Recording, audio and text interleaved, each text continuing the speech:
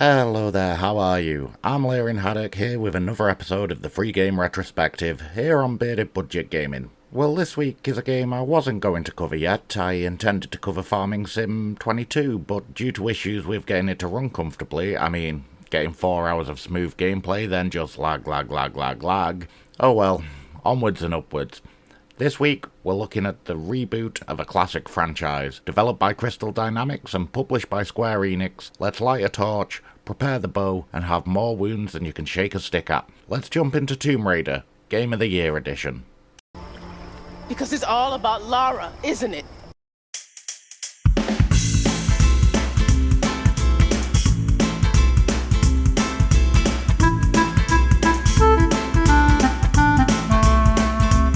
Please like, comment, share and subscribe. It really means a lot. Playing as Lara Croft, not the one you remember. The new, still super posh, but more grounded? Is that what I'm looking for? In proportion? Well, it's a new Lara. Whilst trying to find her missing father, you and your team run into trouble, end up shipwrecked on a strange island, filled to the brim with ruins, jungles, animals, World War II gear, creepy survival, and supernatural Japanese queens. Okay, so far so good. You'll witness Lara struggling with having to take a life to save herself and her friends, and it's an incredible character growth that's not often seen within games. Okay, so having had some previous experience with the old school Lara Croft, mainly at friends' houses, I wasn't really the biggest fan of the franchise. Not saying it wasn't good, just it wasn't what I was spending my money on at the time. So, when this popped up recently via Amazon Prime Gaming, I jumped at the chance, having completed it on the Xbox 360 a number of years ago. To be honest, I'd forgotten how good this game is. As someone who wasn't really vested in the franchise, I found this reboot to be great. It's not often reboots are great. Games have a better track record than cinema, but you know what I mean, just look at the recent Saints Row reboot. I mentioned movies then, and this game is very cinematic. Not only does it still look great 11 years later, but it makes sense why they chose to attempt to reboot Tomb Raider as a movie franchise following this. They have what the title suggests, you're raiding tombs. It does exactly what it says on the tin. But also exploring a vast island with varied terrain and features. There's a lot more than the Tomb Raider of old. Keeping that cinematic feel leads to a game that unfortunately ends up leaning quite heavily on QTEs. Don't get me wrong, a good QuickTime event, it can add a cinematic feel to a game, or done like Telltale games to create an almost interactive movie. It's just, and maybe I could be proven wrong by someone saying how many there actually are, it feels like a lot. Sometimes it works with the cutscenes, but other times it can often ruin the flow of the game. It feels like a lot at least. It does lead to many gruesome deaths of Lara Croft, but stay to the end to see that, if you're that type of person. You know who you are. The other choices in gameplay are greatly implemented, which does lead to an overall great game. Whether you're scrambling around the jungle or hiding from enemies, waiting for them to disperse so you can silently take them out with your bow. Maybe traversing a crashed World War II bomber to cross a waterfall. All of this along with finding artifacts and salvage to upgrade your weapons and gear. One quick side note on this. I know this is the new Lara, but since when has Lara Croft been such a gunsmith that she can turn a World War II submachine gun into what looks like an AK-47? In the jungle. That's impressive. The other impressive thing is the damage she takes.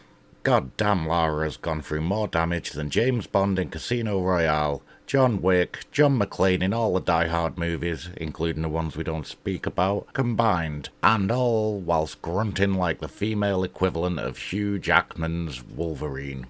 Seriously, I would have been dead in the opening, or any of the QuickTime events, and to be fair, so should she.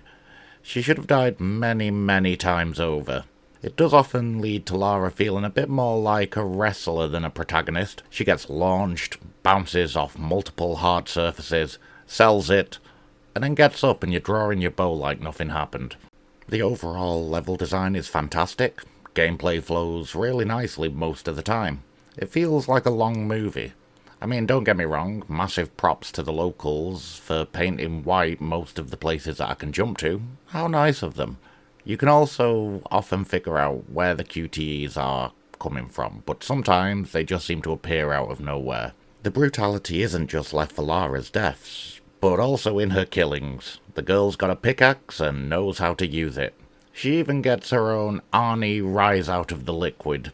For a game so super serial, there's a lot of inadvertent humour involved, whether it's your friends cheering after you've just set a man ablaze, or whether it's finding some of the brutal deaths a bit more comical than brutal. Either way, whether intentional or not, it does lead to some black comedy. Again, a few niggly bits. Why does the image show Lara's arse when increasing ammo capacity? Is it a literal vision of junk in the trunk, or would it be salvage in the south? She's also got upper body strength on par with Agent 47 himself. Crystal Dynamics really knocked this game out of the park. The gameplay is fantastic, and I found it not as samey and repetitive as Assassin's Creed 1, for example. That's not as horrible as it sounds. When I first played Assassin's Creed, I found the gameplay great at the beginning of the game. But with the fact that you then just complete the same mini-missions over and over again, I found it making me want to quit, but the story kept me playing. This works with both. The gameplay and story keep me playing. And achieving 100% completion is achievable as well, both without guides and without sinking 100 plus hours into the game. I mentioned the movie before, and I will admit, it's a guilty pleasure of mine. Alicia Vikander was a great choice for this new Lara, both in looks and voice, and the legend that is Walton Goggins plays the villain, which is always entertaining to watch. The film does have a great amount of links to the game, whether it's action set pieces or basic storyline.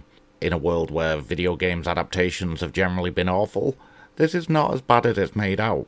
Don't get me wrong, it's no Indiana Jones, but it's hardly in the depths of Davy Jones's locker. Overall, a fantastic game that really needs to be played. It's worth your time. At £17.30 on sale on Steam for the Game of the Year edition, £3 on sale on GOG, $14.99 normally, and $14.99 on Epic Games. It's seriously worth the purchase, even at full price. You'll get many hours of enjoyment from it, and if you were a fan or not beforehand, you'll highly likely want to continue the story following playing it. Now, I promised earlier, it's time for a montage. May not be for the faint-hearted, this one, but I've been Lyrin Haddock.